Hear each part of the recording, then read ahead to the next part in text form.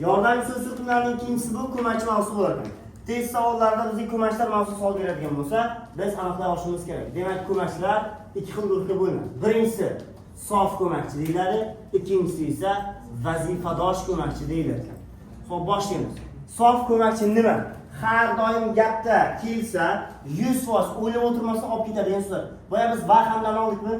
Misol uchun matn bersa, biriktirib ol desa va hamdan olamiz. Qolganlarini o'ylanamiz dedik-ku. Xuddi shunday ko'makchini ol desa, soflarda o'ylab o'tirmasdan olasizlar, vazifadoshlarga o'ylanasizlar. Ular ba'zan ko'makchi bo'ladi, ba'zan bo'lmaydi. Xuddi boya bilan ham uyida o'xshab. Tushunarmi? Sof ko'makchilar sizlarga yozib beraman. Qaysilari ekan? Qarang. Bilan, uchun, kabi, singari, sayin, sari, sababli, tufayli, uzra, yangilik, qadar, haqida, orqali. Mana bo'ldi. Demak, mana shu so'zlarimizni yodlab olasiz, bo'ldi. Yodlab olsangiz bo'ldi. Shundan boshqa sof ko'makchi yo'q. Mana shularni shuni matnni ko'rdingizmi, o'ylab o'tirmasdan ko'makchi olib ketaverasiz. Lekin vazifadoshlar kelsa, bunga o'ylanasiz. Endi sizga ularni tushuntiraman. Boshladik. Ba'zan gapda ot bo'lishi mumkin, ba'zan gapda ko'makchi bo'lishi mumkin bo'lgan so'zlar bor. Tushunarlimi? Ular qaysi qarang.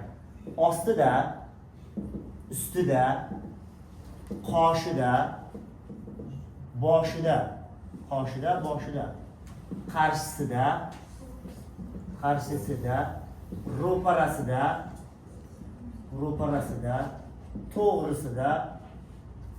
to'g'risida va keyingisi sifatida,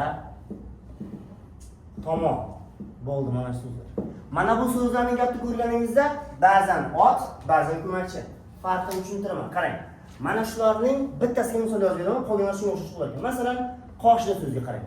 Birinchi misol, ikkinchi misol. Bolaning qoshida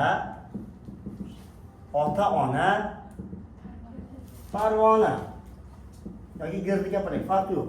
Ikkinchisi, qizchaning qoshida o'sma bor.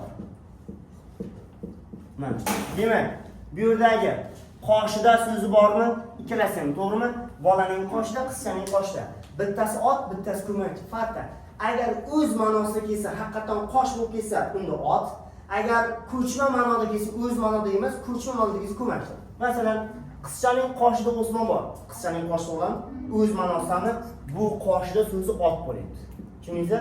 Agar ko'chma ma'no bo'lsa ko'makchi. Bolaning qoshida ota-ona parvona.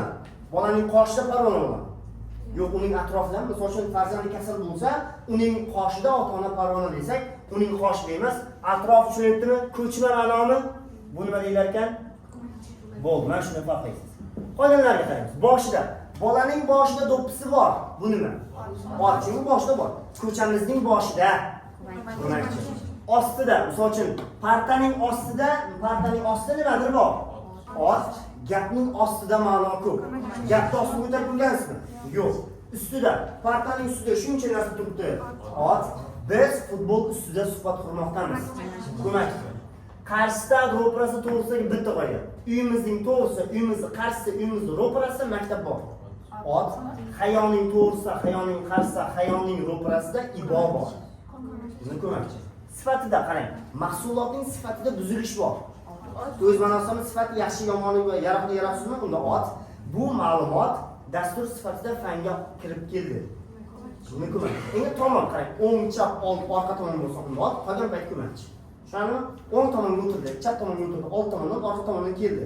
Unda ot, uy tomon ketdi. Tushunarmi? Tamom, mana shu farq. Tushunarlimi buni? Davom etamiz. Endi ba'zan gapda sifat, ba'zan esa ko'makchi bo'lishi mumkin bo'lgan so'zlar bor. Endi ular qaysi qarang. O'zga degan so'z, boshqa degan so'z bor, muvofiq degan so'z bor. Eshitganmizda, o'zga, boshqa, muvofiq. Endi farqini tushuntiraman, qarang. O'zga va boshqa so'zlari agar dan qo'shimchasidan keyin kelsa, ko'makchi bo'ladi. Masalan, sendan o'zga, sendan boshqa kerak emas desa, sendan o'zga, sendan boshqa deyaptimi? O'zga boshqa dandan keyin kelyaptimi? Unda ko'makchi bo'ladi. Agar o'zga yurt vakillari bizning yurtimizga kelmoqda. O'zga yurt vakillari o'zgadan oldindan bormi? Unda sifat. Yoki sening boshqa ishing yo'qmi qiladigan deydi, to'g'rimi? Sening qiladigan boshqa ishing yo'qmi? Boshqadan oldindan bormi? Yo'q, unda ham sifat bo'ladi. Tushundingmi? Agar dandan keyingisi ko'makchi. Muvofiq so'zga e'tibor beramiz.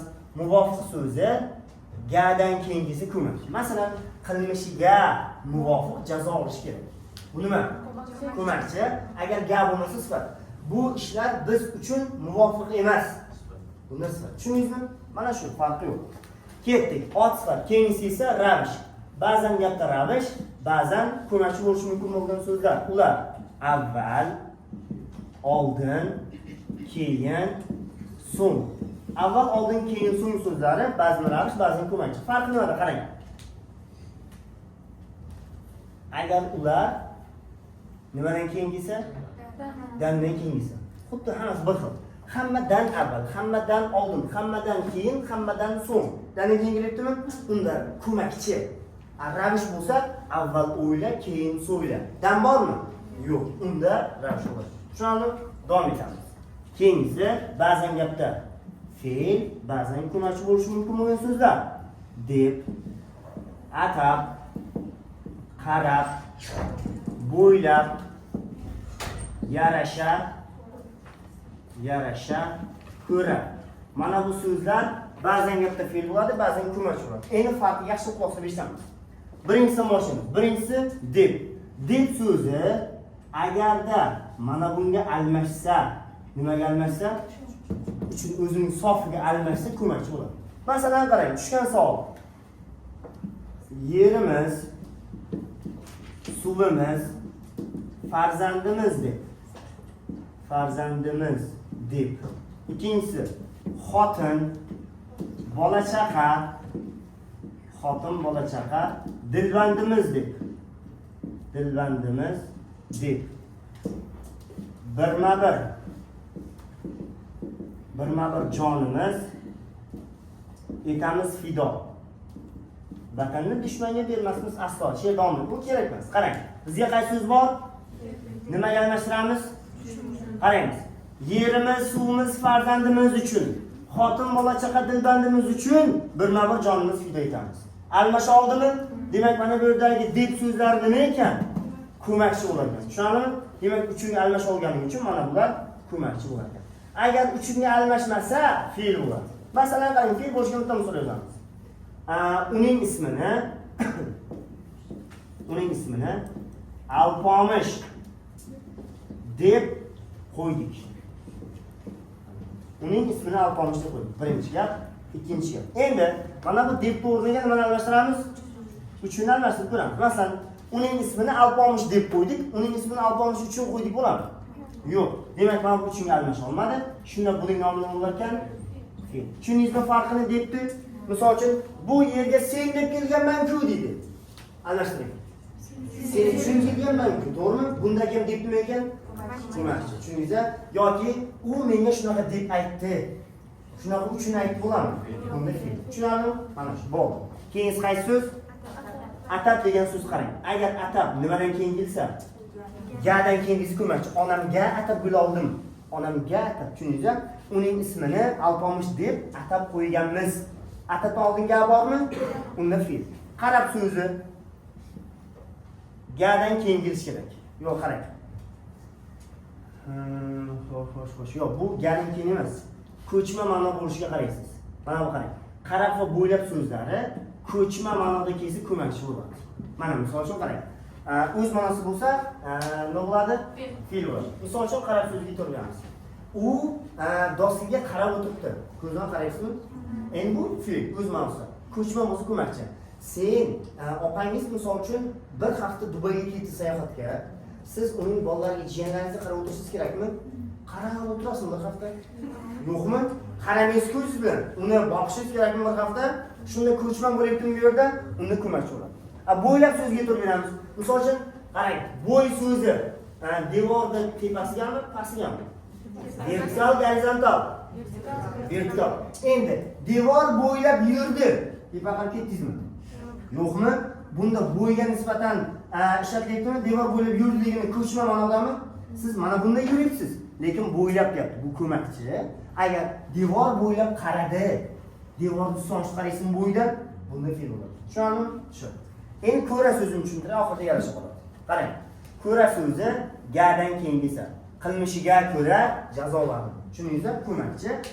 Biz televizor ko'ra boshladik. Bunda fe'l. Endi yarasha so'z qolibdi bizda oxirida. Endi yaxshi quloq eshitamiz. Yarasha so'zi sal boshqa qoida bor. Xo'p, boshdan qaytarib olamiz. Otlar, mana bu so'zlar qachon ko'makchi bo'ladi?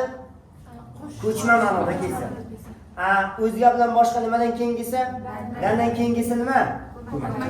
Muvofiq gadan keyingisi ko'makchi. Avval oldin keyin so'ng esa gandan keyingi esa ko'makchi. Deb uchungalmashsa ko'makchi, atab gadan keyingisi ko'makchi, qarab bo'ylab ko'chma bo'lsa ko'makchi, ko'ra gadan keyingisi ko'makchi. Sizga faqat ko'makchi bo'lishining shakllarini yozib berdim. Endi yarashaning fe'l bo'lishini yozib beraman. Tushundingmi? Demak, yarasha so'zlari ikkita ma'noda kelsa fe'l bo'ladi. Qarang. Ikkita ma'noda kelish uchun kiyimning yarashi, kiyim olishga borganingizda yarashi deymiz-ku, kiyimning yarashi, ikkita do'st urushgan payti do'stlar yarashi. Urushgan payti yarashadi, to'g'rimi? Mana shu ma'noda kelsagina bu fe'l bo'ladi. Mayli yozing mana. Demak, yarasha so'zi mana shu ikkita ma'noda kelsa fe'l, qolgan payti ko'makchi. Tushundingmi? Masalan, qilmishiga yarasha jazolansin. Bunda nima? Ko'makchi. U kiyim unga yarasha tushdi. Bunda fe'l. Ikkalasi yarasha ketdi. Fe'l, tushundingizmi? Yoki qilmishiga yarasha, ishiga yarasha, gapiga yarasha javob qaytarildi. Bunda ko'makchi bo'ladi. Tushundingmi? Shu bilan masalash ko'makchilar tugadi. Sof ko'makchilarni yodlab qo'yasiz, ba'zi do'stlarga qarab olasiz. Savollar. Yozib oling. O'xshatish ma'nosini bildiruvchi ko'makchlari bor. O'xshatish. Masalan, qarang, o'zini oldingi so'zni o'xshatadi. Kabi, singari, yangilik. Onam kabi mehribon, kimga o'xshayapti? Onaga. Onam singari, onam yangilik, onaga o'xshaydi. Tushundingizmi? O'xshatish ma'nosida ko'makchi. Ikkinchisi, mavzu ma'nosini bildiruvchi ko'makchlar bor. Mavzuni bildiruvchi ko'makchlar bular haqida degan ko'makchi, to'g'risida degan ko'makchi. Misol uchun, biz futbol haqida gaplashdik. Nimamiz bizning mavzuyimiz futbol haqida. Mavzuyimiz futbol to'g'risida, tushundingizmi? Bu ham demak, mavzu ma'nosi bo'ladi. Uchinchisi, sabab ma'nosini bildiruvchi ko'makchlar bor. Sababni bildiruvchi ko'makchi bu uchun, sababli, tufayli. Uchun, sababli, tufayli sababni bildiradi. Masalan, o'qimagani uchun kaltak yedi, so'rab bering. Nima sababdan? O'qimagani uchun. O'qimaganing sababli, o'qimaganing tufayli kaltak yedi, nima sababdan bo'ldi? Tushundingmi? To'rtinchisi, maqsadni bildiruvchi ko'makchilar bor. Maqsadni bildiruvchi ko'makchi bu uchun degan so'z. Ya, uchun qayerdan bor edi? Sababdan bor edi, to'g'rimi? Endi ma'nosi, qarang, farqini bilish uchun ma'nosiga qarashimiz kerak bo'ladilar. Tushundingmi? Endi esing qarang. Ma'noga qarang. O'qimagani uchun kaltak yedi, so'rab bering. Nima maqsaddan bo'ladimi? Yo'q, nima sababdan? Siz bu yerga o'qish uchun keldingiz. Nima maqsaddan keldingiz? Tushundingmi? Endi yana bitta farqi bor, qarang. Agar uchun o'tgan zamondagi fe'ldan keyin kelsa sabab bo'ladi. Kelasi zamondagi fe'ldan keyin kelsa maqsad bo'ladi. Uyiga borish uchun tayyorlandi. Borish uchun qachon boradi? Endimi? Maqsad. Uyiga borgani uchun pushaymon yedi. Borgan o'tgan zamondami? Nima sababdan pushaymon yedi? Borgani uchun. Tushuningizmi? O'tgan zamon bo'lsa sabab, kelasi zamon bo'lsa maqsad bo'ladi. Tushundingmi? Undan tashqari, uchundan tashqari, xo'p, uchun deb bor. Men bu yerga sen deb keldim. Nima maqsadda? Sen deb. Tushundingizmi buni? 5-inchisi. Xo'p, atalganlik ma'nosi. Atalganlik buni bildiruvchi ko'makchi, bu ham uchun degan so'z. Uchinchisi ham so'rab, ma'noga qaraysiz. Onam uchun oldim. Kimga atalgan? Onam uchun. Tushundingizmi? Mana shu bo'ladi. Davom etamiz. 6-inchisi, holatni bildiruvchi ko'makchi bor. Qarang, holatni bildiruvchi ko'makchi bu bilan va bo'ldi. Holat o'z bilan ekan, bitta. Demak, qarang. Odob bilan salom berdi, so'rab beramiz. Qay holatda? Odob bilan. 7-inchisi, vosita ma'nosini bildiruvchi ko'makchi bor. Uni bildiruvchi so'zlar, bu ham qaysi so'z? Ruchka bilan yozdim. Nima vositasida? Ruchka bilan. Ruchka orqali yozdim. Nima vositasida? Qarang, bilan ikkalasi bor. Ma'noga qaraysiz. Odob bilan salom berdi. Nima vositasi bo'ladi? Qay holda bo'ladi? Ruchka bilan yozdim. Qay holatda bo'ladimi? Nima vositasida yozdim? Ruchka bilan. Bu yerda taksi bilan keldim. Nima vositasida keldingiz? Taksi. 8-inchi bo'ladigan bo'lsa birgalik ma'nosi. Birgalik ma'nosini bildiruvchi ko'makchilar bor. Ular qaysilar degan bo'lsangiz qarang. Xo'sh, onam bilan bordim Zebo. Onam bilan bordim. Kim bilan birga? Onam bilan bo'lar ekan. Tushunarlimi? Zebo no'yoq. Sabr qilamiz. 10 minut o'tdi. 9-inchisi, xo'sh, payt ma'nosini bildiruvchi ko'makchi bor. Paytni bildiruvchi ko'makchi bu bilan degan so'z. Mana qarang. Bilan yozdik. Men gapni xo'p. Qarang. Bilan qarang. Holat, vosita, birgalik, payt. Endi farqi nimada qarang. Odob bilan salom berdi. Qay holda? Ruchka bilan yozdi. Nima vositasida? Onam bilan bordim. Kim bilan birga? Tushunarlimi? Payt erta bilan dalaga qarab ketdi. So'rab bering. Qachon ketdi? Erta bilan. Tushundingizmi? Bundan tashqari avval, oldin, keyin, so'ng ham bor. Avval, oldin, keyin, so'nglar ham bor. Misol uchun hammadan oldin keldim. Qachon? Bosmaganlar. Bosganmiz. Xo'p, davom etamiz. 10-inchisi payt ketdimi? Va undan keyingisi xo'sh. Paytdan keyingisi yo'nalish ma'nosini bildiruvchi ko'makchi bor. Yo'nalishni bildiruvchi ko'makchi. Bu xo'sh, bo'ylab qarang. Bo'ylab sari, ariq sari chopdik. Qaysi tomonga qarab? Yo'nalishingiz o'sha qarab. Ariq bo'ylab yurdim. Qaysi yo'nalishda? Tushundingizmi? Orqali. Katta yo'l orqali ketdik. Qaysi yo'nalishda? Katta yo'l orqali. Yoki boshimiz uzra. Qayerdan? Xo'p, bo'ylab uzra sari orqali tomon. Uyi tomon ketdi. Qaysi yo'nalishga? Uyi tomon. Tushundingizmi? Yo'nalish ma'nosi bo'ladi. Va 11-inchisi chegara ma'nosi.